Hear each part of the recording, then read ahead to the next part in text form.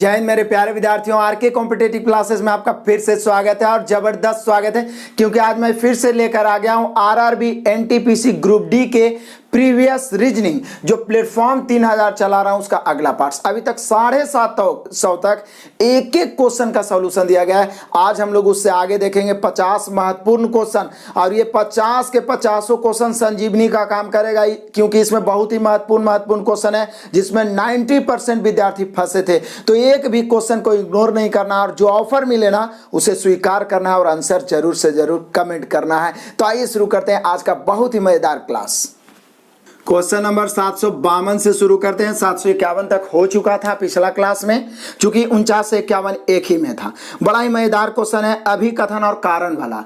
इसमें रीजनिंग या मैथ कोई मायने नहीं रखता, इसमें आपको जनरल नॉलेज आना चाहिए क्योंकि इसमें अभिकथन और कारण दोनों सही गलत हो सकता है।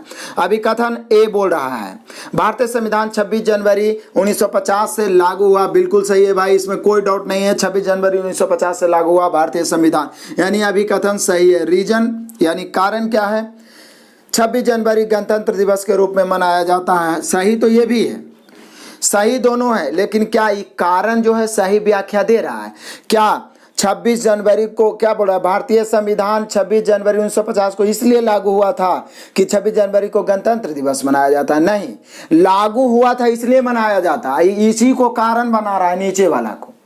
बल्कि 26 जनवरी गणतंत्र दिवस के रूप में खास करके इसलिए भी मनाया जाता है। 26 जनवरी को संविधान इसलिए लागू हुआ था क्योंकि 26 जनवरी 1930 के दिन ही जवाहरलाल नेहरू ने तिरंगा फहराया था आज़ादी के लिए और उस दिन स्वतंत्रता मनाने का संकल्प लिया था। लेकिन स्वतंत्रता तो 15 अगस्त को मनाया जाता है, इसलिए इसको गणतंत्र दिवस में मनाने का फैसला लिया गया 26 जनवरी को। तो ये दोनों सही है लेकिन रीजन सही नहीं, यानी व्याख्या सही नहीं है। तो यहाँ पे हम लोग का आंसर हो जाएगा ए और आर दोनों सही है, लेकिन आर ए की उचित व्याख्या नहीं, option number D. Next question number 753 बड़ा ही मजेदार क्वेश्चन है और मैं आपको बता दूं कि आप समझिए रेलवे इंग्लिश भी 2-3 को पूछ ही देता है। पहले संबंध वाला पूछता था, अनुपात वाला वो हिंदी में रहता था जिसका अर्थ जानना आसान था। अब इसमें इंग्लिश जानिएगा तभी आप तुलना कर देते हैं। बड़ा ही कंफ्यूजन वाला क्वेश्चन है। एवरेस्ट पीक, एवरेस्ट पीक है, पीक चोटी है, तो आगे ये इससे मिलता जुलता कौन है? तो बोला यमुना रिवर, तो बोले सर सही बात है, ये भी हो सकता है। चिल्का लेक, चिल्का झील है, ये भी सही हो सकता है। स्पैरो बर्ड, सही बात है, पक्षी है स्पैरो, ये भी सही हो सकता है। जुपिटर प्लैनेट, जुपिटर ग्रह, ये भी सही। तो कौन सा ही माने? तो अब देखिए, देखने में लग रहा है चारों सही। बड़ा एक कंफ्यूजन वाला क्वेश्चन है। बहुत सारा बच्चा पहला देखता है कि एवरेस्ट चोटी है, ये है यमुना रिवर, मार के निकल जाते हैं, लेकिन सब चारों के चारों ऑप्शन हो सकता है आंसर। तो अब क्या सोचेंगे? चारों तो नहीं होगा, कोई एक ही होगा। तो एवरेस्ट पीक तो है लेकिन सबसे ऊंचा पीक है, सबसे ऊंचा चोटी एवरेस्ट है। तो उसी प्रकार से ऑप्शन नंबर डी होगा। जुपिटर मतलब बृहस्पति सबसे बड़ा ग्रह है, ठीक है ना? देखने में सब लग रहा है लेकिन यहाँ फिर बड़ा पर छाटना पड़ेगा। तो यहाँ पर हम लोग को हो जाएगा ऑप्शन नंबर डी, जुपिटर जो है प्लैनेट, क्योंकि बड़ा भी देखना है। ऑप्शन नंबर डी हुआ। नेक्स्ट क्वेश्चन नंबर 754 देख लीजिए, बड़ा इंपॉर्टेंट क्वेश्चन है। अब देखिए क्या कहानी बनाया है इस प्रकार की, इसलिए मैं बोला हूं कि इसका एक एक क्वेश्चन महत्वपूर्ण है। कंफ्यूजन पहले लिखता था माइनस मतलब गुना था, जहां पर माइनस वहां गुना, लेकिन इसमें क्या लिखा है? 20 माइनस 10 का अर्थ 200 है। 20 माइनस 10 का अर्थ 200 है, इसका मतलब आपको दिमाग लगाना होगा कि इसका मतलब गुना है, क्योंकि 20 गुने 10 करेंगे तब 200 होगा।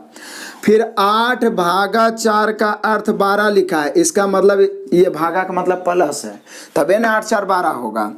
आगे देखिए 6 गुना 2 का अर्थ 4 लिखा है, यानी गुना का अर्थ माइनस है, तभी ना 6 में से 2 जाएगा 4। तो यहाँ पे उसके बाद फिर और लिखा है, अब सीधे निकालना है मान। तो जो भी मान निकालना है उसको इजी वे में आप क्या करना है कि जहां पे माइनस है माइनस के बदले गुना, भागा के बदले प्लस और गुना के बदले माइनस रखिए। उसके बाद में आराम से कैलकुलेशन करिए। कैलकुलेशन का तो आप बादशाह हैं, मुझे विश्वास है आप आंसर दीजिएगा, बस कमेंट कर देना है। नेक्स्ट क्वेश्चन नंबर 755 देख लो, बड़ा ही मजेदार है। टेबल को कुछ लिखा है और चेयर को भी कुछ लिखा है, इससे टीचर निकालना है। बोलिए सर दिक्कत क्या है? इसी में से चुन चुन के लिख देंगे। जैसे टी को 8 लिखा है तो यहाँ भी टीचर में भी टी को 8 लिख देंगे। जो भी जिसके बदले आया है बस उसी को लिखना है। ऐसा क्वेश्चन तो बहुत बनाए होंगे और निश्चित रूप से पूछा जाता है, इसलिए आपको खुद जरूर बनाना है और आंसर भी कमेंट करना है कि इसका आंसर क्या होगा। ऑफर पर ऑफर मिलना शुरू हो गया है।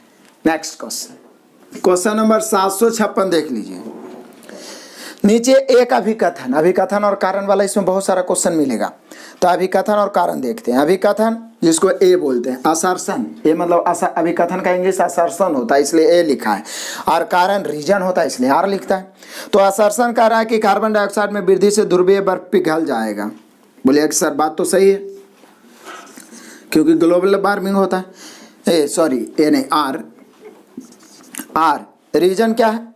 तो बोला वैश्विक तापमान में वृद्धि होगी। व्याख्या भी सही है, क्योंकि वैश्विक तापमान में वृद्धि होती है कार्बन डाइऑक्साइड के कारण, ग्लोबल वार्मिंग होता है उसी के कारण पिघल जाता है, ठीक है ना। तो यहाँ पे व्याख्या भी सही है, मतलब ए और आर दोनों तो सही है, साथ ही साथ व्याख्या भी सही है। ऑप्शन मिलाइए, ऑप्शन नंबर सी।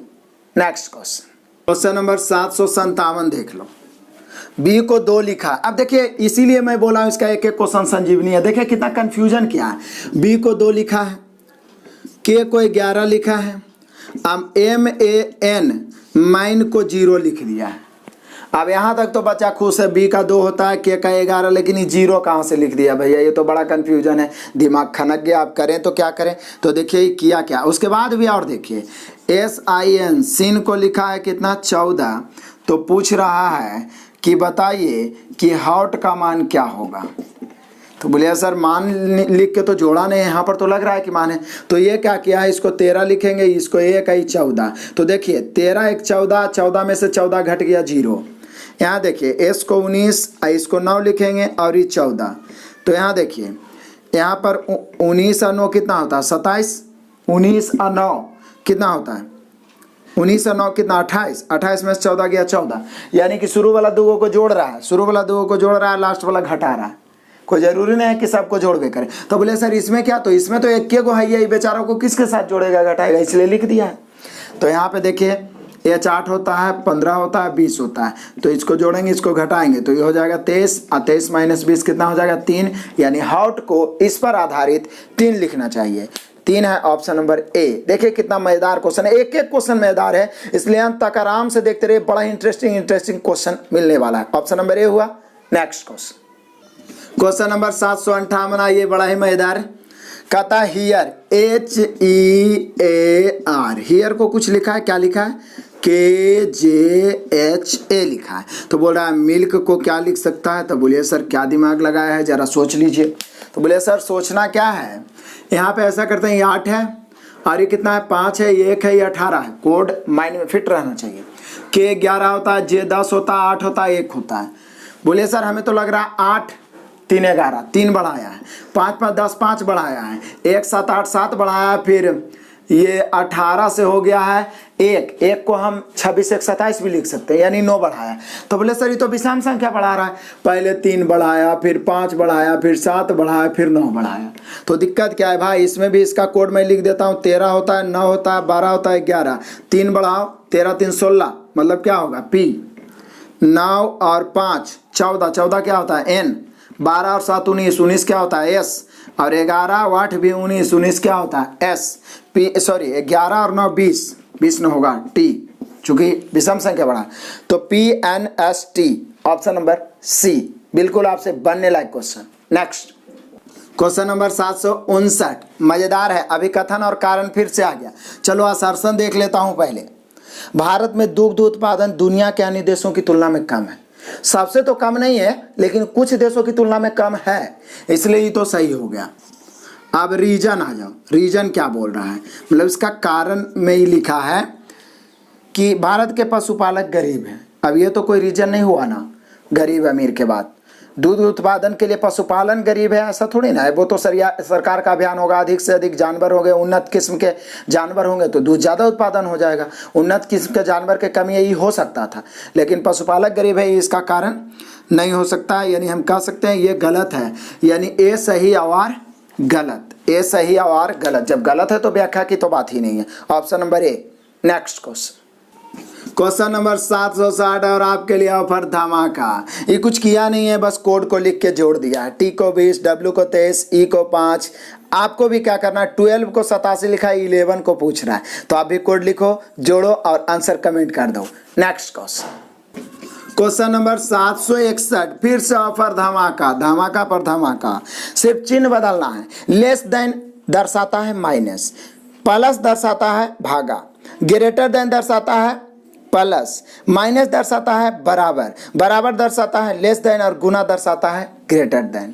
उसके बाद क्या करें, जो जिसके बदले दर्शा रहा है ऑप्शन में रखते जाएं। यदि आप बढ़िया किस्मत वाले होंगे तो पहला ऑप्शन सही होगा, किस्मत खराब होगा तो चौथा ऑप्शन सही होगा। क्लियर है? लेकिन आपको सभी ऑप्शन चेक करना होगा। यदि पहला सही हो जाए, दोनों तरफ सेटिस्फाइड हो जाए तो बहुत अच्छी बात है, आंसर मार देना है। जो भी होगा आंसर कमेंट करिए। नेक्स्ट क्वेश्चन, क्वेश्चन नंबर 762 से 764 और बहुत ही मजेदार क्वेश्चन है, बीबीआई क्वेश्चन है। कंसंट्रेट होके देखना है, समय लगेगा लेकिन बहुत मजेदार है। और मैं गारंटी देता हूं 99% बच्चा तीनों का तीनों सही नहीं कर पाए होंगे। यदि एक आधो बच्चा सही भी किया होगा तो ज़्यादा से ज़्यादा एक या दो फंसे होंगे जरूर। तो ये मैं क्लियर कर रहा हूँ, आप नहीं फंसिएगा। जरा ध्यान से समझिए, डायग्राम वाला क्वेश्चन है। निम्नलिखित प्रश्न नीचे दी गई जानकारी पर आधारित है। तो बात क्या है भाई, विज्ञान, गणित और सामाजिक विज्ञान की परीक्षा देने वाले 450 विद्यार्थियों के आंकड़े हैं। मतलब टोटल विद्यार्थी 450 हैं, जिसमें 3 सब्जेक्ट में एग्जाम दिए हैं, विज्ञान, गणित और सामाजिक विज्ञान, मतलब साइंस, मैथ और सोशल साइंस। अब आइए, सभी विषयों में उत्तीर्ण विद्यार्थियों की संख्या 168 है।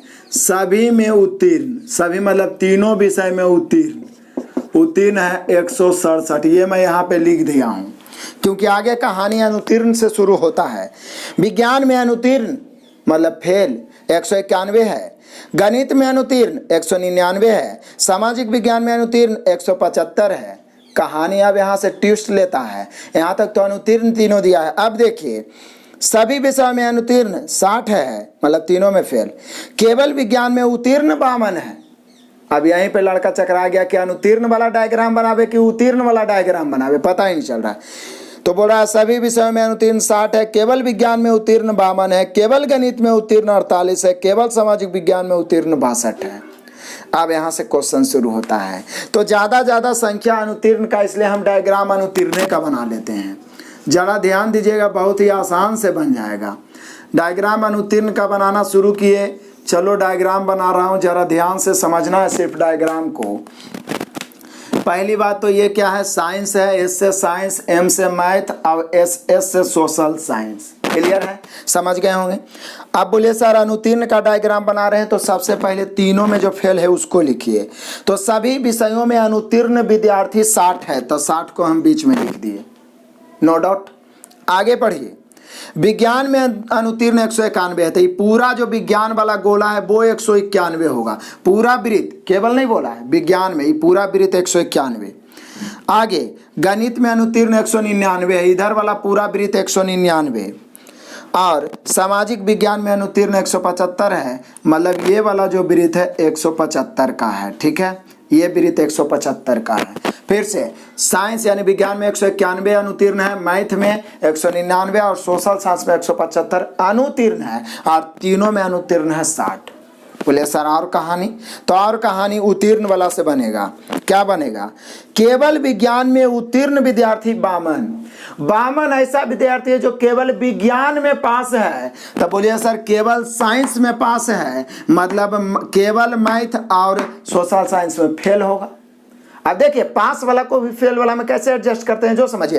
ये फेल वाला तो फेल वाला डायग्राम है तो एडजस्ट कर लिया आराम से, लेकिन पास जिसको बड़ा उसको फेल वाला में कैसे बैठाएंगे, बड़ा ही मजे से।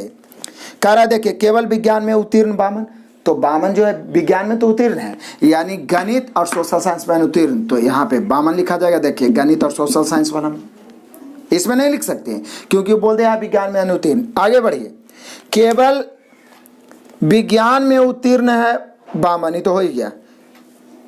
केवल गणित में उत्तीर्ण है 48, केवल गणित, केवल मैथ में उत्तीर्ण है 48।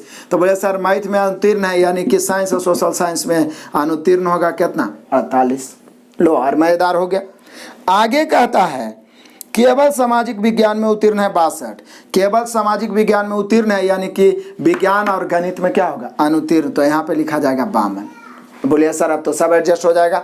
ये पूरा 199 है, इसको एडजस्ट करते हैं, 199 जोड़ के करते हैं। तो बोलिए कि सर यहाँ यहाँ पे लगता है लिखने में हमने गलत तो नहीं की है, 62 है। केवल सामाजिक विज्ञान में उत्तीर्ण कितना है? 62। यहाँ पे 62 होगा, सॉरी 62। सामाजिक विज्ञान में उत्तीर्ण है तो ये दोनों में अनुत्तीर्ण होगा। डायग्राम हम लोग अनुत्तीर्ण का बना रहे हैं। अब आइए बोलिए कि सर जी 60 60 120 120 50 170 और 2 2 4 174। 199 में 174 घटाइए तो बचे सर 199 में 174 घटाइए तो 25। क्लियर है? इधर आइए मज़ेदार, 60 और 48 108। 108 में 52 जोड़िएगा 160 है, ये है 175 तो ये बच गया 15। यहाँ आइए 60 और 48 108, 108 में 62 जोड़िए 170, ये है 191 तो बोले सर यहाँ 21 बच गया। अब पूरे तरीका से एडजस्ट हो गया डायग्राम, पूरे तरीका से। अब फटाफट हम लोग आंसर मारेंगे और आंसर मारने में भी कुछ बातों को ध्यान रखना होगा। आइए क्वेश्चन नंबर 762, बड़ा ही मजेदार है। कहता है कितने विद्यार्थी केवल 2 विषय में अनुत्तीर्ण हुए? कितने विद्यार्थी केवल 2 विषय में अनुत्तीर्ण हुए? तो बोले सर केवल 2 ये विषय में अनुत्तीर्ण है, डायग्राम में तो अनुत्तीर्ण क्या है? तब 62 हुआ केवल 2 विषय में अनुत्तीर्ण, देख लीजिए साइंस में और मैथ में। 52 हुआ है, फिर 48 हुआ है, तो जोड़ दीजिए ना, इसको दिक्कत क्या है? तो बोले सर 62 प्लस 52 प्लस 48, 8 2 10 2 12 2 बचा 1 5 4 9 6 15 116 162 आंसर हो गया। 762 का आंसर हुआ 162। कितने विद्यार्थी केवल 2 विषय में अनुत्तीर्ण है? तो डायग्राम में साफ पता चल गया, तो आंसर हो गया। अब आ जाइए क्वेश्चन नंबर 700, यहीं पे मैं लिख देता हूं ऊपर 763। देखिए कितना मजेदार है 763। कितने विद्यार्थी कम से कम एक विषय में उत्तीर्ण हुए हैं? कितने विद्यार्थी हैं जो कम से कम एक विषय में उत्तीर्ण हुए हैं? तो बोलिए सर कम से कम एक विषय में उत्तीर्ण मतलब वो दोनों में हो सकता है, तीनों में हो सकता है। तो ऐसा करिए ना, सबसे आसान है कि जो तीनों में फेल हो गया है ना उसको छोड़ के बाकी सबको जोड़ दीजिए, क्योंकि जो तीनों में फेल हो गया है वो तो एक को में उत्तीर्ण होवे नहीं किया। और इसको छोड़ के बाकी जो जोड़ेंगे, जैसे ये देखिए 25, ये केवल मैथ में फेल है, वो अनुत्तीर्ण का ही डायग्राम है, तो ये केवल मैथ में उत्तीर्ण है, बाकी में तो उत्तीर्ण ना होगा। ये सब देखिए 2 विषय में अनुत्तीर्ण है तो बाकी में एगो में उत्तीर्ण होगा। तो कम से कम एक को विषय में, तब बोले सर जो तीनों में अनुत्तीर्ण है उसको हटा दीजिए, बाकी तो कोई में उत्तीर्ण होवे करेगा, तो अनुत्तीर्ण वाला को हटा दें। तब बोले सर बाकी को जोड़ दीजिए, तो जोड़िए 21 62 25 सबको जोड़ेंगे हम लोग। 21 प्लस 62 प्लस 25, उसके बाद 48 52 15, 48 प्लस 52 प्लस 15, यदि हम जोड़ेंगे तो कितना आ जाएगा? जोड़ेंगे तो 1 2 3 3 और 5 8 8 और 8 16 16 2 18 और 5, तो बोले सर 18 5 होता है 23 के 3 बचा 2 2 2 4 और 6 10 2 12 12 4 16 16 5 21 और 1 22, ये तो 223 आया। लेकिन और भी तो लिखा हुआ है कि 167 तीनों में, 167 तीनों में उत्तीर्ण है, तो यह तो 167 जोड़ेंगे, क्योंकि जो तीनों में उत्तीर्ण होगा वो भी तो कम से कम एक के अंतर्गत आइए। कम से कम एक बोला है, दुइयों को में हो सकता है, तीनों को में। तब जोड़ दीजिए 7 3 10 के 0 बचा 1, 6 2 8 है 1 9 और 2 है 1 3, यानी हम लोग का आंसर हो गया 390 ऐसा विद्यार्थी है जो कम से कम एक विषय में उत्तीर्ण है, मतलब पास है। कितना मजेदार क्वेश्चन। अब एक लास्ट देखते हैं और वो है आपका क्वेश्चन नंबर 764। मजे से समझिएगा, इसमें और कंफ्यूजन होगा। कितने विद्यार्थी गणित तथा कम से कम एक और विषय में उत्तीर्ण है? मतलब गणित में उसको उत्तीर्ण होना कंफर्म है और कम से कम एक और विषय में। तो बोलिए कि सर पहला बात तो ये 167 हो जाएगा जो कि तीनों में उत्तीर्ण है, तो कंफर्म है। गणित में भी तो है ये होगा, साइंस में भी, सोशल साइंस में, तो ये 167 पहले तो ये आ जाएगा। उसके बाद ये देखना है कि गणित के साथ साथ और कम से कम एक को विषय में उत्तीर्ण होना चाहिए। तो बोलिए सर ऐसा करते ना, यहाँ से 21 को ले लीजिए। 21 क्या है? इस साइंस में अनुत्तीर्ण है। साइंस में देखिए, साइंस ना है, विज्ञान में अनुत्तीर्ण है, यानी गणित में और सोशल साइंस में उत्तीर्ण होगा। गणित में तो उत्तीर्ण होगा करेगा, साथ ही साथ एक कोई विषय में उत्तीर्ण तो है ना। ये जो 21 है केवल विज्ञान में अनुत्तीर्ण है, तो ये 21 जो है गणित और सामाजिक विज्ञान में उत्तीर्ण होगा। ये अनुत्तीर्ण है तो उत्तीर्ण होगा, तो ये 21 जुटेगा 167 में। 21 प्लस, अभी आओ आइए, ये 25 नहीं ले सकते हैं क्योंकि 25 मैथ में अनुत्तीर्ण हो गया। यहाँ मैथ में उत्तीर्ण होना नेसेसरी है, मैथ और कम से कम एक विषय, मतलब मैथ में जरूरी है, उसके अलावा एक विषय, तो ये 25 तो होगा नहीं, ये 15 होगा। क्योंकि 15 देखिए ये केवल सामाजिक विज्ञान में अनुतीर्ण है, क्योंकि डायग्राम अनुतीर्ण का है, तो 15 सामाजिक विज्ञान में अनुतीर्ण है। मतलब समझिए, मतलब विज्ञान में और गणित में उत्तीर्ण होगा। विज्ञान और गणित, तो गणित में तो हो गया, उसके साथ एक सब्जेक्ट और हो गया, तो यहाँ पे 15 जुटे हैं, बस और कोई नहीं होगा। मैथ और साथ ही साथ कम से कम एक को में, तो आप जोड़ दीजिए 7 1 8 8 5 13 के 3 बच गया 1, 16 1 बचा 17, 17 2 19 और 1 20, 203। यानी 203 विद्यार्थी ऐसा है जो गणित में तो पास है, है साथ ही साथ कम से कम एक विषय में और जरूर पास है, तो यहाँ पर 203 आया। आपने देखा, समय दिया, लेकिन बहुत महत्वपूर्ण क्वेश्चन है, इसको आप 2 से 3 बार रिपीट कर करके देखिए और खुद से भी 3 4 5 बार बनाइए, नहीं तो आ गया ना तो आप फंस जाइएगा, दिक्कत है। तो इस प्रकार क्वेश्चन छूटना नहीं चाहिए। बहुत मजेदार था, इसलिए मैंने इस स्थिर से पसीना बहा बहा के आपको बताया है। क्लियर है? इसलिए लाइक और कमेंट करना ना भूलिए और लगातार शेयर करिए। सिर्फ इतना मेहनत का इतना सा मांग करता हूं कि बिल्कुल सभी जरूरतमंद विद्यार्थियों तक प्लीज प्लीज पहुंचाइए। क्लियर है? नेक्स्ट क्वेश्चन नंबर 765 देखते हैं, बड़ा ही मजेदार है। अव्यवस्थित अक्षरों को उनके स्वाभाविक क्रम में पुनर्व्यवस्थित करें। मैं बार बार बोल चुका हूं, इंग्लिश का भी क्वेश्चन आता है, तो पहले पुनर्व्यवस्थित करके उसके बाद असंगत चुनिए। तो यहाँ देखिए बड़ा मजेदार है। पहला को यदि आप बनाइए ना तो BAWAL के बाक बनेगा, बाक मतलब टहलना होता है। दूसरा से बनाइए तो RUN रन बनेगा, रन मतलब दौड़ना होता है। तीसरा से बनाइएगा तो SLEEP स्लीप बनेगा, स्लीप मतलब सोना होता है। और डी को बनाइए तो ये जंप बनेगा, JUMP। अब तो आपको पता चल गया होगा कि कौन असंगत है। जंप देख लीजिए, रन देख लीजिए, बाक देख लीजिए, ये सब शारीरिक मतलब प्रक्रिया है, जो फिजिकल दौड़ है, मतलब वो शरीर पूरा चलते रहेगा तेजी से। स्लीप क्या है? सोना, एकदम आराम से। तो सबसे असंगत तो यही लग रहा है। तो यहाँ पे पहले तो उसको सजाना है, फिर उसका मीनिंग आपको जानना जरूरी है, उसके बाद जो डिफरेंट रहेगा। तो यहाँ पे हम लोग का आंसर हुआ option number C। Next question number 766 से 768, 3 क्वेश्चन। ऐसा हम लोग मैथ में बहुत सारा बनाए थे। ये जो आप ग्राफ देख रहे हैं, इसको सबसे पहले क्या करना है, आपको जोड़ लेना चाहिए। जैसे PQRS 4 गो कॉलेज है और सब्जेक्ट है आपका मैथ है, फिर फिजिक्स है, फिर दिया है केमिस्ट्री दिया है, फिर आपका वनस्पति विज्ञान है यानी बॉटनी है, और फिर जीव विज्ञान यानी कि बायोलॉजी है। अब क्या करना है कि इसको आपको एक बार ऐसे जोड़ लेना और एक बार ऐसे जोड़ लेना है, और जोड़ने के बाद समझिए कि आधा से ज़्यादा क्वेश्चन आपका ऐसे ही क्लियर हो जाएगा। सिर्फ जोड़ लिया, समझिए कि बन गया लगभग क्वेश्चन।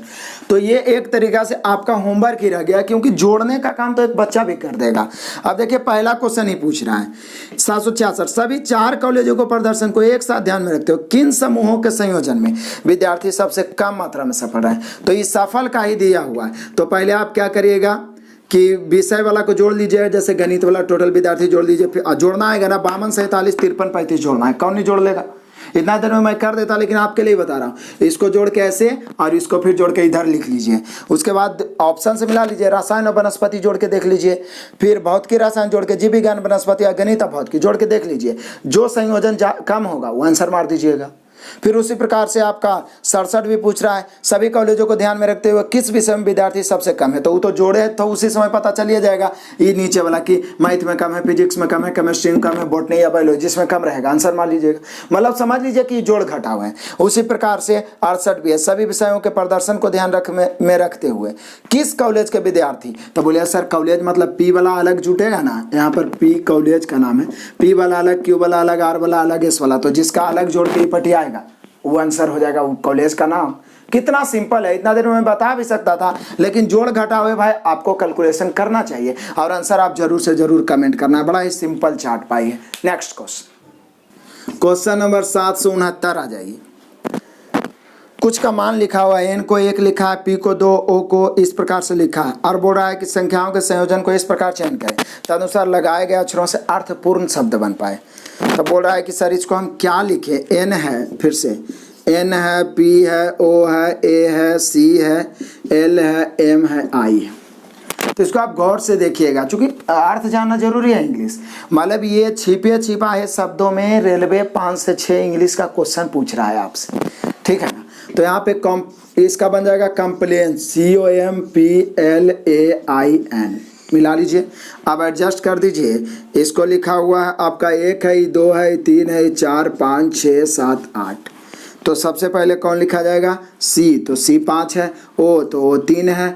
एम तो एम 7 है। पी तो पी 2 है। उसके बाद है एल तो एल 6 है। उसके बाद है ए तो ए कितना है? 4 है। उसके बाद है आई तो आई कितना है? तो बोले सर आई 8 है। और उसके बाद है एन तो एन कितना है? 1 है। मिलाइए। यदि आप मिलाइए तो आपका ऑप्शन नंबर बी मिल जाएगा। क्लियर है? तो पहले उसका अर्थ बनाना है, फिर उसके अंकों को लिखना है। क्लियर हुआ? Option number B. Next question number 770, फिर से अभिकथन और कारण। अभिकथन, लोहे के पटरियों के बीच एक छोटा सा अंतराल छोड़ दिया जाता है। सही बात है। आप देखे होंगे ट्रैक, रेलवे ट्रैक देखे होंगे, तो असर्शन तो सही है। रीजन देखते हैं। रीजन क्या बोल रहा है? लोहा गर्मियों में फैलता है, ये भी सही है। फैलता है इसलिए तो छोड़ा जाता है ताकि टेढ़ा नहीं हो और एक्सीडेंट होने से बच जाए। ठीक है ना? तो इसका मतलब ए और आर दोनों सही है और साथ ही साथ व्याख्या भी सही है। तो यहाँ पे हम लोग का आंसर हो जाएगा ए और आर दोनों सही है और आर ए की उचित व्याख्या, यानी ऑप्शन नंबर हो जाएगा सी। क्लियर हुआ? नेक्स्ट क्वेश्चन नंबर 771 कितना मजेदार क्वेश्चन है। निम्नलिखित विकल्पों में से उस एक को चुने जो अलग या असंगत है। तब बोलिए कि सर इसमें तो ये नहीं बोला है कि पहले उसको सार्थक बनाइए, सीधे असंगत चुनना है। तो कोड के तो एन से ई हो गया है, जेड से जी हो गया, तो इसमें तो कुछ पता नहीं चला। लेकिन एक चीज़ आप गौर से देखिए तो पता चलेगा। ए बी और सी ऑप्शन में देखिए तो वॉवेल है, जैसे ए में ई है, फिर बी ऑप्शन में वॉवेल के रूप में यू है, सी में भी वॉवेल है ए। लेकिन डी में देखिए ना F R G S P, कोई वॉवेल है ही नहीं, सबके सब कॉन्सोनेंट है, डिफरेंशिएट गया, यानी हम लोग का आंसर हो गया ऑप्शन नंबर डी। क्लियर हुआ? नेक्स्ट क्वेश्चन नंबर 772 और मजेदार। क्यों? क्योंकि इसमें क्या करना है? कुछ नहीं करना है, सिर्फ चिन्ह बदलना है। पी दर्शाता है प्लस, क्यू दर्शाता है माइनस, आर दर्शाता है गुना। बाकी कैलकुलेशन आपको कर लेना है। जरूर आंसर कमेंट करिएगा। नेक्स्ट क्वेश्चन नंबर 773 और इंटरेस्टिंग, एक से एक क्वेश्चन इंटरेस्टिंग। ये क्या किया है? पेरिस को लिख दिया है कुछ, ये खाली अपोजिट लेटर लिख दिया। पी का उल्टा के होता है, ए का जेड, आर का आई, आई का आर, एस का एच। तो लंदन का पूछ रहा, लंदन में भी उल्टा लिख दीजिएगा। एल का ओ होता है, ओ का एल होता है, उल्टा तो आप जानते हैं ना। जानते हैं तो आंसर कमेंट करिए ना। ये सब क्वेश्चन बताने की क्या जरूरत है? ये सब तो आप खुद बनाइए और कमेंट भी करिए ताकि लगे कि आप मेहनत कर रहे हैं। नेक्स्ट क्वेश्चन नंबर 774 देख लीजिए। कथन निष्कर्ष तो है लेकिन साइलोलिज्म का क्वेश्चन है, बहुत मजेदार क्वेश्चन है। कुछ पेपर पेंसिल है, डायग्राम से बनाना आपको सिखाए हैं। कुछ पेपर पेंसिल है, मतलब पेपर का कुछ भाग क्या है? पेंसिल है। पेंसिल है, कुछ पेपर पेंसिल है, कुछ पेंसिल रबर है। ये पेंसिल का कुछ भाग रबर है और सभी रबर डिब्बे हैं, रबर का कुछ भाग डिब्बे हैं। अब एक बात जान लो, डिब्बा और पेपर में कथन में कोई संबंध नहीं है, इसलिए इसका कोई निष्कर्ष सही नहीं होगा। कथन में जिसके बारे में कोई संबंध ना हो, निष्कर्ष कोई नहीं सही होगा। हाँ वाला भी, नहीं वाला भी नहीं। ठीक है ना? दोनों गलत हो जाएगा। लेकिन या करके दे दे तो वहाँ पे ध्यान देना होगा, जैसा कि पीछे भी मैं बताया हूँ। तो आ जाइए, पहला निष्कर्ष है कुछ रबर पेपर है। तो बोले सर रबर पेपर में तो कोई संबंध ही नहीं है, गलत हो गया अभी तक तो। दूसरा में बोल रहा है कुछ पेपर डिब्बे हैं, पेपर और डिब्बा में कोई संबंध ही नहीं है, गलत हो गया। दोनों के दोनों गलत, ऑप्शन हो गया डी। क्लियर है? नेक्स्ट क्वेश्चन नंबर 775 से 777 तीन क्वेश्चन उड़ाएंगे। ब्लड रिलेशन है, बड़ा मजेदार क्वेश्चन, VVI क्वेश्चन है। बस डायग्राम टाइप का बना लेते हैं, फिर फटाफट हो जाएगा। अजीत कुमार का पुत्र है। अजीत जो है कुमार का, यहाँ दो आदमी, अजीत कुमार देखने में लग रहा है एक ही नाम है। अजीत कुमार का पुत्र है, मतलब यहाँ पे कुमार देता हूँ, कुमार ऊपर में पिता होगा और नीचे में अजीत है। अजीत जो है कुमार का क्या है? पुत्र है। चलो अभी तक तो ठीक है, आगे पढ़ो। कुमार की बहन सुस्मिता का एक पुत्र, कुमार की बहन है, कौन है? सुस्मिता। सुस्मिता जो है कुमार की कौन है? बहन है। सुस्मिता का एक पुत्र कौन है भाई? दीपक, तथा एक पुत्री हरिश्मा है। इसका एक पुत्र है कौन? दीपक। पुत्र है किसका? सुस्मिता का। और पुत्री कौन है? हरिश्मा। हरिश्मा है जो पुत्री है। क्लियर? एकदम साफ लिखा हुआ, कोई इसमें डाउट ही नहीं है। अब कहता है बाबू दीपक का मामा है। तो बोले सर दीपक का मामा के मतलब सुस्मिता के भाई होगा। मामा कौन हो सकता है? हमारे माता के जो भाई होंगे, तो सुस्मिता के भाई होंगे कौन? बाबू। तो बाबू है जो सुष्मिता के भाई होगा, तो कन्फर्म है कुमार का भी भाई होगा, क्योंकि कुमार की बहन सुष्मिता, सुष्मिता का भाई बाबू है। एकदम सब कुछ क्लियर हो गया फटाफट। अब देखिए आंसर मार दीजिए।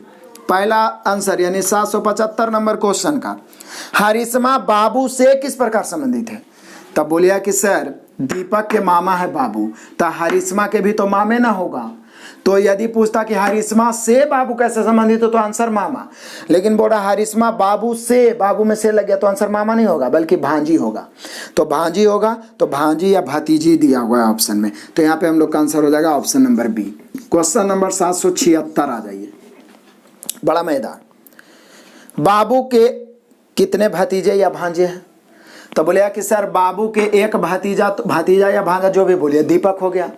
और प्लस बाबू का ही कुमार भी तो भाई है, उसका बेटा है अजीत, तो अजीत भी तो उसका भतीजा होगा। तो बाबू के कितने भतीजे या भांजे हैं? तो एगो तो दीपक हो गया और एगो कौन हो गया? अजीत। मिला के कई गो? 2 गो। और 2 दर्शाने वाला है आपका 776 का ऑप्शन नंबर बी। देख लीजिए। क्वेश्चन नंबर 777 भी देख लीजिए मजे से। अजीत दीपक से किस प्रकार संबंधित है? तो बोलिए कि सर अजीत कुमार का पुत्र, कुमार के बहन सुष्मिता के पुत्र दीपक है, यानी ममेरा फुफेरा भाई हो गया दोनों। ममेरा फुफेरा या चचेरा जो भी कह दीजिए, चचेरा ममेरा भाई लिखा, ऑप्शन नंबर डी कजिन हो गया। तो ऑप्शन नंबर हम लोग का हो गया क्या? डी। क्लियर हुआ? कहीं पर कोई प्रॉब्लम ही नहीं है, आराम से बस एडजस्ट किए, बन गया। डरने की कोई बात नहीं। ब्लड रिलेशन से पूरा इसका प्रैक्टिस 3000 होते होते एकदम आप रीजनिंग का बादशाह बन जाएगा। बस कंसंट्रेट होकर प्रैक्टिस करना है। माइंड में जो रॉन्ग नंबर घुसा हुआ है कि मैं तो ब्लड रिलेशन पढ़ा हूँ नहीं, मुझसे तो बनेगा ही नहीं, ये बड़ा गलत फहमी है। आप समझने का प्रयास करोगे सीख जाओगे, साइलोजिज्म समझने का प्रयास करोगे सीख जाओगे, सभी कुछ सीख जाओगे, बस समय दो। तो यहाँ पे क्लियर हो गया। नेक्स्ट क्वेश्चन, क्वेश्चन नंबर 778 बहुत ही आसान है और आपके लिए ऑफर है, क्योंकि ऑर्डिनरी को कुछ लिखा हुआ 1 2 4 6 7 9 2 3, इसी से रेडियन निकाल दिया, इसी से निकाल दिया। तो जो जिसके बदले लिखा है उसके बदले आप उसका अंक लिख दीजिएगा और आंसर कमेंट करिएगा। नेक्स्ट क्वेश्चन, क्वेश्चन नंबर 779 बड़ा ही मजेदार रीजनिंग है। 11:1210 लिखा है, समानुपात यहाँ पे खाली स्थान है, ऑप्शन दिया हुआ है। तो बोलिए सर ये तो लग रहा है कि 11 के स्क्वायर है, क्योंकि 11 के स्क्वायर 121 होता है और 10 से गुना कर दिया है, मतलब जितना के स्क्वायर किया उससे 1 घटा के गुना किया है। तो देखिए कौन ऑप्शन, पहला ऑप्शन है 9, तो 9 का तो ये क्यूब हो रहा है 729, तो 9 को 3 बार गुना कर दिया, 9 के स्क्वायर 81, फिर 9 से गुना। दूसरा ऑप्शन है 8 है और 448 है, तो 8 के स्क्वायर तो 64 होता है, फिर इसको 1 घटा के 7 से गुना करते हैं, तो 7 चौके 28 के 8 बचा 2, 7 चौके 42 और 2 44 448 आइए रहा है। 8 और 448 में यही चीज़ लागू हो रहा है, स्क्वायर किए और फिर उसी में 1 घटा के गुना, फिर 8 के भी स्क्वायर किए उसी में 1 घटा के 7 से गुना किए तो आ गया। जब आ गया तो यही आंसर, नहीं आता तो अगला ऑप्शन चेक करते। तो यहाँ पे आंसर हुआ option number B. Next question, question number 780 बड़ा मजेदार, ये भी कोडिंग डिकोडिंग का ही एक पार्ट है। कोडिंग डिकोड में आप पढ़े होंगे। बादल को नीला कहा जाता है, नीले को बारिश कहा जाता है, बारिश को काला कहा जाता है, काले को हवा कहा जाता है, हवा को पीला कहा जाता है, पीले को पानी कहा जाता है। तो पंछी कहाँ उड़ेंगे? अब इतना पढ़ने की जरूरत ही नहीं थी, सीधे इसमें क्वेश्चन पढ़ते हैं। पंछी वैसे तो आकाश में उड़ते हैं, लेकिन आकाश की बात नहीं है तो हवा में उड़ते हैं, हवा कह सकते हैं, चूंकि ऐसे सिंपल है तो हवा ही हो गया। तो यहाँ हवा हो जाएगा, पंछी हवा में उड़ेंगे, तो हवा को कहा जा रहा है क्या? तो हवा को पीला कहा जा रहा है, तो यहाँ पे आंसर होगा पीला। तो यहाँ पे वास्तविक ज्ञान होना चाहिए कि पंछी उड़ते हैं आसमान या हवा में, तो आसमान का चर्चा नहीं किया तो हवा में। अब हवा को जो कहा जाएगा वो आंसर होगा, तो हवा को कहा जा रहा है पीला, यानी पंछी कहाँ उड़ेंगे? पीला। तो पीला दिया हुआ option number C. Next question, question number 781। अब जो बचा हुआ है और तेजी से हो जाएगा। ये रहा आपके लिए ऑफर धमाका, क्योंकि सिर्फ चिन्ह बदलना है, कैलकुलेशन करना है, आंसर बनाना है। कैलकुलेशन जानबूझ के अब छोड़ूंगा, क्योंकि कैलकुलेशन नहीं है ना तो आप मैथ नहीं बना पाइएगा, देर हो जाएगा। जरूर आंसर दीजिएगा। नेक्स्ट क्वेश्चन, क्वेश्चन नंबर 782 फिर से अभिकथन और कारण। अभिकथन यानी असर्शन बोल रहा है, भारतीय राष्ट्रपति राष्ट्र के प्रमुख होते हैं, बिल्कुल सही, 100% सही है। आर रीजन, भारतीय संसद राष्ट्रपति लोकसभा और राज्यसभा से मिलकर बनती है, ये भी सही है। लेकिन भारतीय संसद राष्ट्रपति लोकसभा और राज्यसभा से मिलकर बनती है, इसके कारण राष्ट्रपति प्रमुख नहीं होता है, बल्कि संविधान में अलग से वर्णन ही है कि राष्ट्रपति पहला नागरिक होगा। संसद के कारण वो प्रमुख नहीं होता है, बल्कि वो एक संसद प्रमुख होने के अलावा उस संसद का एक भाग है, ठीक है ना। तो सही तो दोनों है, लेकिन रीजन जो व्याख्या है वो सही नहीं है। तो ए और आर दोनों सही है, लेकिन आर ए की उचित व्याख्या नहीं है। Option number D. Next question number 783, बड़ा मजेदार। करा W ग्रेटर देन X है, फिर X ग्रेटर देन Y है, फिर Y ग्रेटर देन Z है, तो निम्न निष्कर्षों में से कौन निश्चित रूप से गलत है। तो ए में बोल रहा है कि Z ग्रेटर देन W, तो बोले सर Z तो सबसे छोटा है, तो वो W से ग्रेटर देन कैसे हो सकता है। लीजिए, आप तो बड़े किस्मत वाले हैं, पहला ऑप्शन ही गलत हो गया। गलत ढूंढना है ना, जब पहला गलत हो गया तो आगे चेक करने की क्या जरूरत है। तो यहाँ पे option number A. Next question number 784, 0.16 को लिखा 0.0016, मतलब 2 अंक के बाद और, मतलब 2 अंक है तो 4 अंक के बाद। तो बोले सर यहाँ भी 2 अंक के बाद है, तो इसको भी 4 अंक के बाद, यानी 1.0002 ऐसे कर देंगे। 4 अंक के बाद दशमलव बैठा देंगे, मतलब सॉरी इसी में से बैठा देंगे, अलग अलग से नहीं देंगे, बल्कि ऐसे है 1.02 है तो दशमलव का इधर लाएंगे तो 0.0102 हो जाएगा। एक्चुअल में आंसर ये होगा, ठीक है। ऑप्शन नंबर ए, मतलब जो है उसी में दशमलव को और बाएं खिसका देना है 2 अंक। क्लियर हुआ, ऑप्शन नंबर ए हुआ ए। नेक्स्ट क्वेश्चन नंबर 785, फिर आ गया इंग्लिश का क्वेश्चन। अव्यवस्थित अक्षरों को उनके स्वाभाविक क्रम में पुनर्व्यवस्थित करें, फिर असंगत चुने। तो पहला लिखा हुआ है, इससे कुछ शाब्दिक अर्थ बनेगा, इससे बनेगा हेल्थ है, इधर बी में तो डिजीज बनेगा, DISEASE,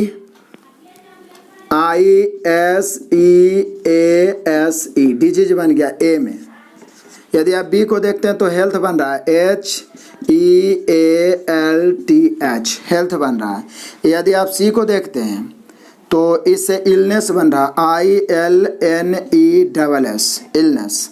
और डी को देखते हैं तो इससे सिकनेस बन रहा है SICKNESS। बोलिए सर इतना आपको याद था, तो कोई ज़रूरी नहीं है कि मीनिंग हमको यादें रहे या दिमाग उस समय काम में कर जाए। इसमें मैथ और रीजनिंग का ट्रिक नहीं है, इंग्लिश याद रहेगा तभी बनेगा। चूँकि बहुत बार हम बना चुके हैं, सॉल्यूशन करवा चुके हैं, तो निश्चित हमको याद रहेगा। तो आप भी प्रैक्टिस रहेगा तो याद रहेगा। तो यहाँ अब ये पहले सर यहाँ लिए, उसके बाद चुनना है कि इसमें असंगत कौन।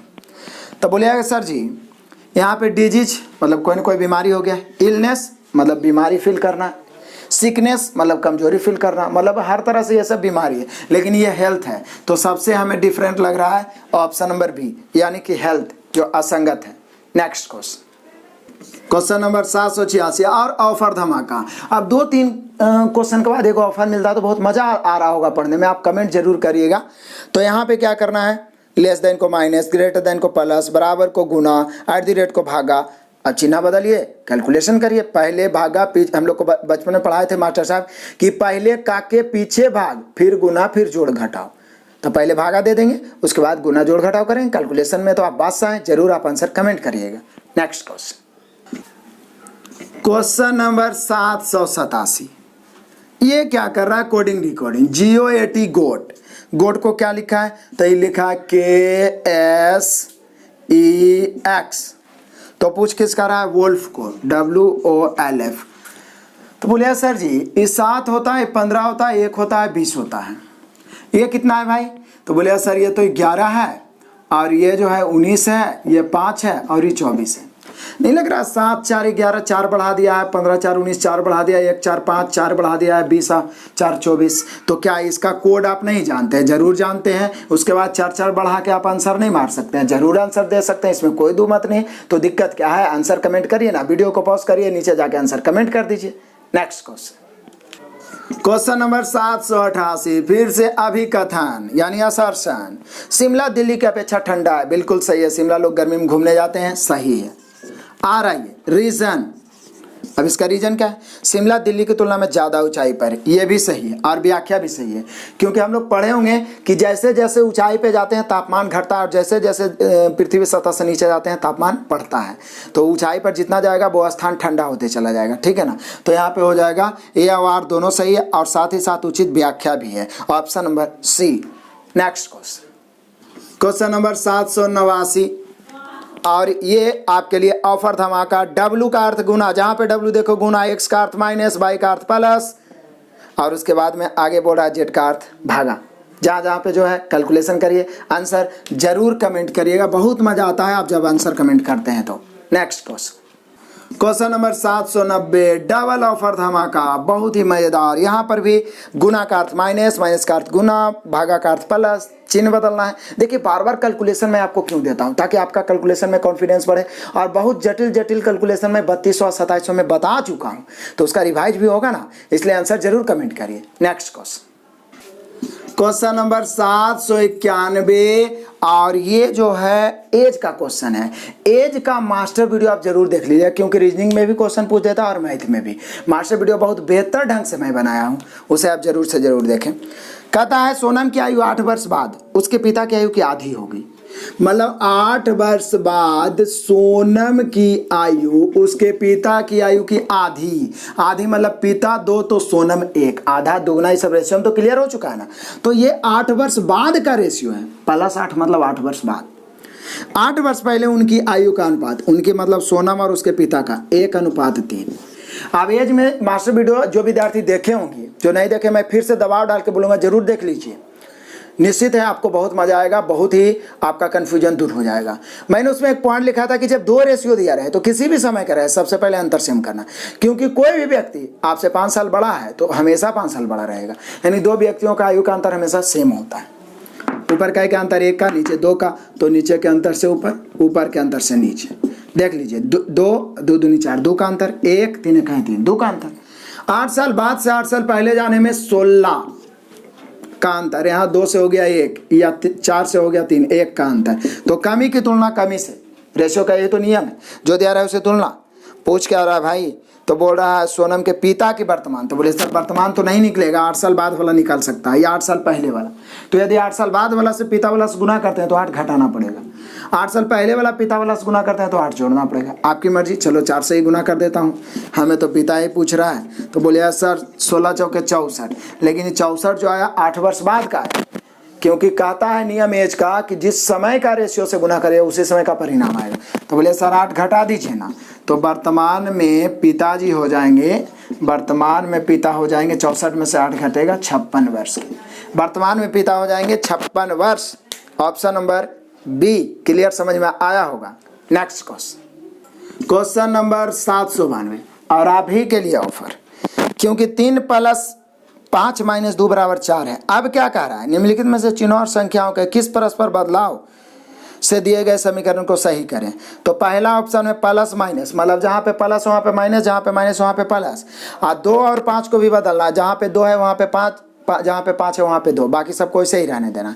उसके बाद कैलकुलेशन करके बराबर के राइट साइड वाला यदि आ जाता है तो सही है, नहीं तो अगला ऑप्शन चेक करिए।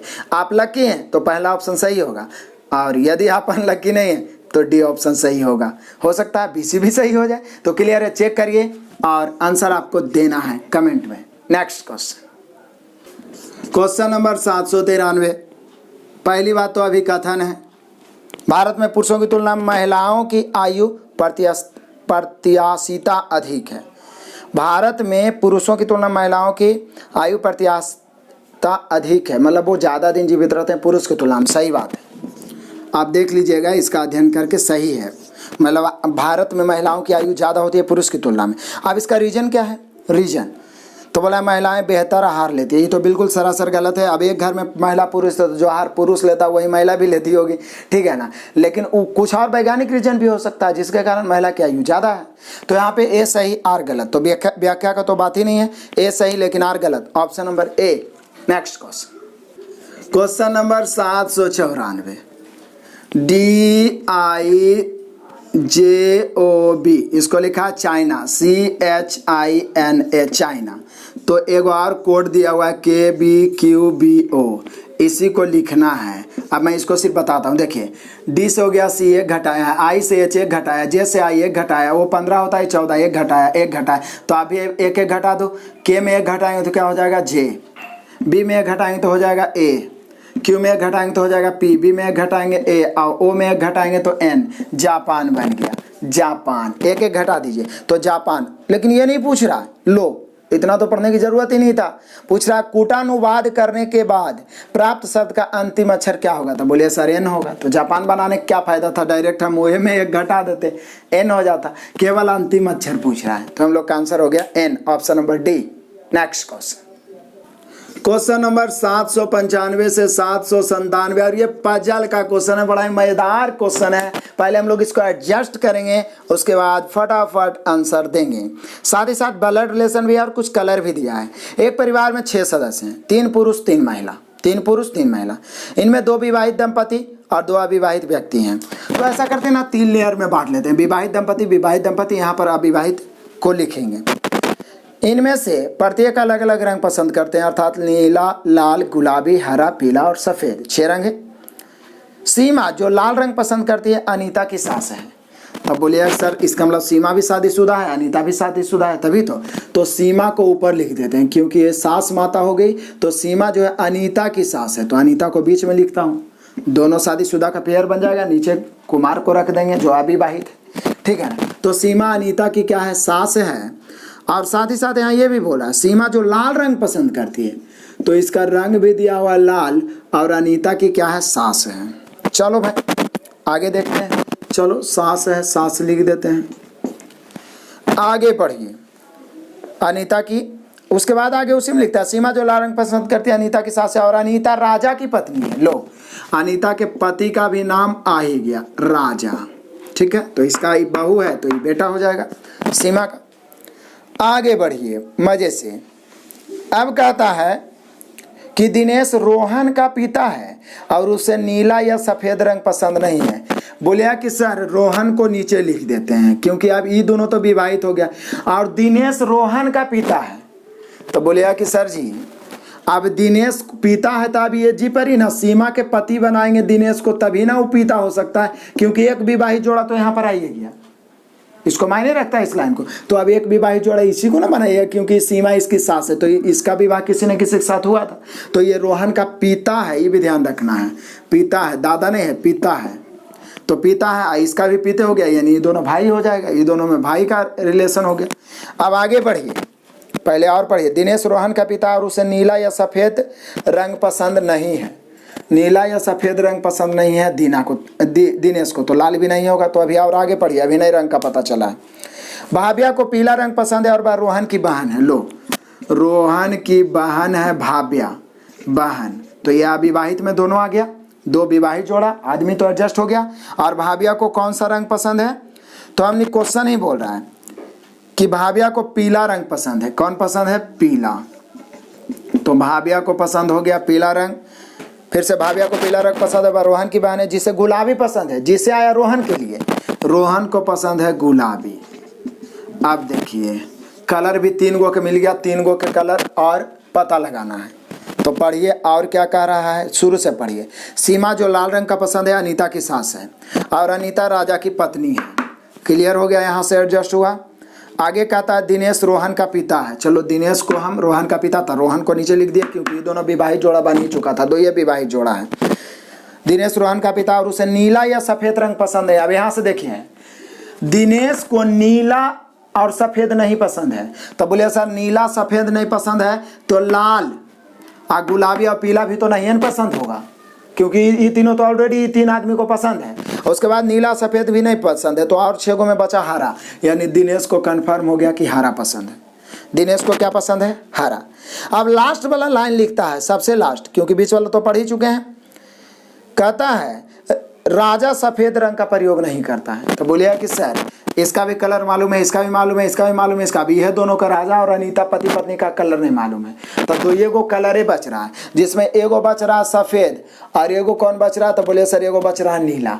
उसमें बोल रहा है राजा को सफ़ेद नहीं पसंद है, तो बोलिए सर राजा को नीला पसंद होगा, और जो सफ़ेद बच गया वो अनीता को पसंद होगा। Clear adjustment. उसके बाद फटाफट हम लोग मारते हैं आंसर। क्वेश्चन नंबर 795 देख लीजिए, क्या मज़ेदार है, जरा देखिएगा। रोहन सीमा से किस प्रकार संबंधित है। बोलिया कि सर जी रोहन के पिता दिनेश है, तो सीमा निश्चित है माता होगी, यानी रोहन सीमा से लग गया तो आंसर बेटा हो जाएगा। बेटा दिया गया option number B. Question number 796 देख लीजिए, बड़ा ही मज़ेदार। निम्नलिखित में से कौन सा एक विवाहित जोड़ा है? पहला है रोहन भाबिया, गलत है। रोहन भाबिया भाई बहन है। दिनेश भाबिया, गलत है। दिनेश सीमा, सही है। दिनेश सीमा है, नहीं तो फिर अनीता राजा देता, तो अनीता और राजा तो दिया नहीं है, तो दिनेश सीमा, यानी कि option number C. Question number इसका 797 देख लीजिए मजे से। निम्नलिखित में कौन सा एक विवाहित जोड़ा है? ये तो 96 में, ये 97 ही था विवाहित जोड़ा वाला, 97 का सी हो गया। 96 निम्नलिखित में से कौन सा रंग अनीता को पसंद है? तो बोले सर अनीता को सफ़ेद पसंद है, और सफ़ेद दर्शा रहा ऑप्शन नंबर ए। क्लियर है? तो 96 हो गया कि अनीता को कौन सा कलर पसंद है, सफ़ेद, ए हो गया। और 97 वाला बना दिए थे 96 में। निम्नलिखित में से कौन एक विवाहित जोड़ा है? तो दिनेश और सीमा, ऑप्शन नंबर सी। क्लियर हुआ? 97 तक निश्चित रूप से आपके माइंड फिट हो गया होगा। लेकिन ये सब जो 2-3 क्वेश्चन मिला है आपको कंफ्यूज करने वाला, 2-2, 3-3, 4-4 बार आपको बनाना है। क्लियर है? तभी मजा आएगा, इसी पर तो कंट्रोल करना है आपको। नेक्स्ट क्वेश्चन नंबर 798 आ जाओ। ड्राइवर को 5 लिखा है, तो इसमें कुछ कोड उड नहीं किया है। ड्राइवर में 6 गो लेटर है, 1 घटा के 5 लिख दिया है। बिलीव्ड में 7 लेटर है, 8 लेटर है, 2, 2, 4, 2, 6, 2, 8, 1 घटा के 7 लिख दिया है। तो एग्जामिनेशन में गिनिए, 2, 2, 4, 2, 6, 2, 8, 2, 10, 1, 11 है। 11 में 1 घटाएंगे तो कितना हो जाएगा? 10। मतलब शब्दों में जितना लेटर है उसको गिन के 1 घटा के लिख दिया है। तो यहाँ पे 10 आंसर होगा, option number B. Next question number 799 आ जाइए। निम्नलिखित कथनों पर विचार कीजिए और सही विकल्प का चयन करिए। पहला कथन है, दिए गए 2 बिंदु से कम 3 रेखाएं खींचना संभव है। बिल्कुल गलत है। यदि आप पढ़े होंगे ज्योमेट्री तो 2 रेखाएं हैं तो इसे एक ही रेखा खींचना संभव है। 2 रेखाएं, एक रेखा है तो भले इससे गुजार के आप अनंत रेखा खींच सकते हैं, एक बिंदु है तो। लेकिन जब 2 बिंदु है तो उससे एक और केवल एक ही रेखा खींच सकते हैं, क्योंकि आप इधर ले जाइए तो फिर ये बिंदु छूट जाएगा। तो 2 बिंदु से होकर एक और केवल एक ही बोल रहा है। 2 बिंदु से कम 3 रेखाएं, बिल्कुल पहला नंबर गलत है। दूसरा कथन क्या कर रहा है? यदि एक समकोण की भुजाएं क्रमशः एक कोण की भुजाएं दूसरे कोण की भुजाओं के समानांतर हो तो दोनों कोण न तो बराबर और न ही अनुपूरक होता। बिल्कुल गलत है। यदि समानांतर हो तो वो एक अंतर कोण बराबर बनाता है, संगत कोण बराबर बनाता है, सब कोण ही बराबर बनाता है। तो ये ज्योमेट्री का नॉलेज होना चाहिए। तो यहाँ पे दोनों गलत, 1 और 2 दोनों सही नहीं है। 1 और 2 दोनों गलत है ऐसा नहीं लिखा है, बल्कि लिखा है 1 और 2 दोनों सही नहीं है। तो यहाँ पर हो जाएगा हम लोग का option number A. Next question number 800 बिल्कुल आपसे बनने लायक, लेकिन मैं बताता हूँ। मशीन को ये लिखा क्या है?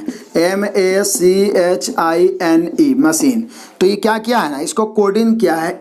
13 होता है, 1 होता है, C 3 होता है, H 8 होता है, I 9 होता है, N 14 होता है, 5 होता है। तो इसका ये कोड क्या किया है जो देखिए, ये 6 बढ़ा के लिख दिया है। इसको 13 को लिख दिया 19, फिर डैश दे दिया है, 1 में 6 बढ़ाया 7, फिर इसको लिख दिया 9, फिर इसको लिख दिया है 8, 6 कितना होता है 14, फिर इसको लिख दिया 9, 6 कितना होता है 15, फिर 14, 6 20 और 5, 6 11। ऐसा ही लिखा हुआ आप मिला सकते हैं। तो उसी प्रकार से डेंजर को लिखना है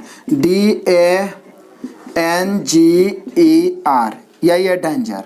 तो बोले सर D 4 होता है, A 1 होता है, N 14 होता है, G 7 होता है, E 5 होता है और 8 18 होता है। आपको क्या करना है, सभी में 6 बढ़ा के लिख देना है डैश दे दे के, और आंसर जरूर से जरूर कमेंट कर देना है। यानी लास्ट में आपके लिए थोड़ा सा काम मैं छोड़ दिया हूँ। क्लियर है? तो हम लोगों ने 800 तक देख लिया। इसी प्रकार से यदि आपका सहयोग, लाइक और कमेंट एकदम धड़ल्ले से जारी रहा, अधिक से अधिक दोस्तों को शेयर करते रहे, तो जल्द ही जल्द हम लोग 3000 खत्म करेंगे और 2500 का भी खत्म करेंगे। 5500 एग्जाम से पहले रीजनिंग खत्म होगा। जिस तरीका से 6000 मैथ का धज्जिया उड़ाए। बस आप अधिक से अधिक शेयर करिए, लाइक करिए और कमेंट करिए। वीडियो अंत तक देखने के लिए बहुत बहुत धन्यवाद। Best of luck, God bless you. जय हिंद।